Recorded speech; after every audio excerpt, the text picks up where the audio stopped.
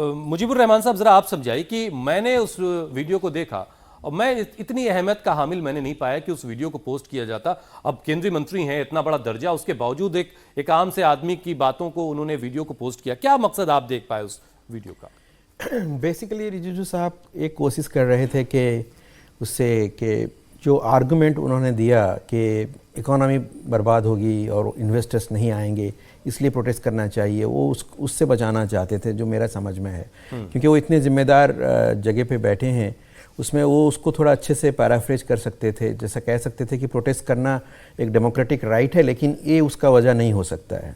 Economy को बर्बाद करने के लिए प्रोटेस्ट नहीं करना चाहिए। अपना हक, अपना जो मसला है, अपने जो प्रॉब्लम्स हैं, उसको लोगों के सामने या सरकार के सामने लाने के लिए हम लोग प्रोटेस्ट करना जरूरी है। तो हो सकता है कि आगे पीछे वो बात रही हो, उस टुकड़े में तो वो बात बहरहाल वो बात नहीं है। वो उनको इस तरीके से करना चाहिए। पैराफ्रेजिंग जो उनका है, जिस तरीके से उसको पोस्ट किए हैं, वो सही नहीं है, वो गलत है। That is against the democratic spirit of the constitution, क्योंकि एक कॉन्स्टिट्यूशनल राइट है। उनका जो एक्सप्लेनेशन है, जो साहब एक्सप्लेनेशन दे रहे हैं, वो बेसिकली कह रहे हैं कि इसे इस तरह से करने से, क्योंकि हिंदुस्तान में खाली बीजेपी की सरकार नहीं है, हर सरकार प्रोटेस्ट के खिलाफ में रहता है। कभी कभी लोग बहुत दिनों तक प्रोटेस्ट में बैठे रहते हैं, जंतर मंतर वगैरह में। किसी को अपने खिलाफ सुनना पसंद नहीं है, और जो प्रोटेस्ट करता है उसके ऊपर कोई तवज्जो भी नहीं देता है। लोग हजारों बहुत दिन तक बैठे रहते हैं, उसकी कोई तवज्जो नहीं देते हैं। तो इसके लिए प्रोटेस्ट को कोई सीरियसली लेता नहीं है, और लोग भी तंग आ गए हैं प्रोटेस्ट करते करते बहुत जगह पर।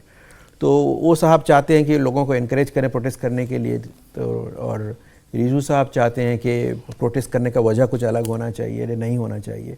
तो मैं सोचता हूँ पैराफ्रेजिंग जो उनका जिस तरीके से वो फ्रेज किया, उसको जिस तरीके से वो आर्टिकुलेट किया, वो गलत है। उसको वो सही तरीके से कर सकते थे। ठीक है डॉक्टर इदरीस, क्या आपको लगता है कि इस तरह की जो बातें जो लोग कर रहे हैं, जो वीडियो में दिखाई दे रहा है, क्या इससे मुसलमानों को नुकसान हो रहा है? देखिए, ऐसा है, हम भी इस चीज़ के कायल नहीं है कि मुल्क की किसी चीज़ को नुकसान पहुँचे। कोई मुसलमान हो, हिंदू हो, कोई क्रिश्चियन हो, कोई भी हो जो इस मुल्क में रहता है, वो मुल्क का वफादार है, और मुल्क की इकोनॉमी के लिए या उसके लिए भी कोई नहीं चाहेगा कि गिरावट हो। ना उस आदमी का मकसद है ये, जिस आदमी को, जो हालांकि वो अननोन आदमी है, हम उसके इस तरह के को कंडेम करते हैं कि वो इस तरह का नहीं करना चाहिए, लेकिन उसका इंटेंशन दूसरा है।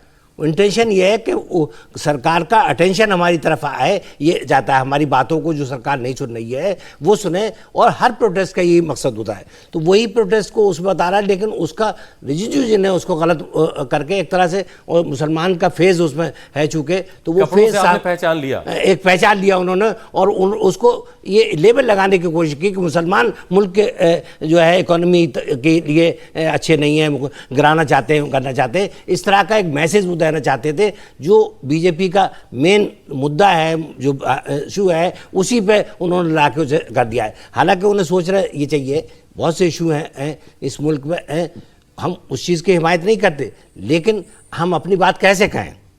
भाई कोई तरीका होगा, हमारी बात सुनने को तैयार नहीं है। अब तमाम कोशिशों के बावजूद भी ये जो वक्फ तरमीमी बिल है, सारे हिंदुस्तान की जितनी तंजीमें हैं उन सब ने उसको मशवरा दिया अपना, लेकिन किसी मशवरे को सरकार मानने को तैयार नहीं है।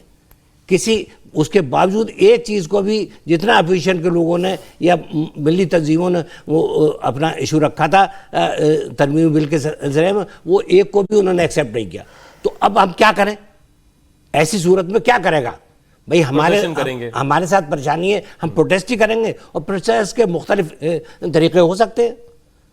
तो उसमें ही उन्होंने इस तरह का उसने अपने उसके दिमाग में ये बात आई कि हम अगर पूरे मुल्क में अफरा तफरी का माहौल होगा, तो दूसरे इन्वेस्टर्स या दूसरे लोग नहीं आएंगे, और सरकार हमारी बात सुनने के लिए मजबूर होगी।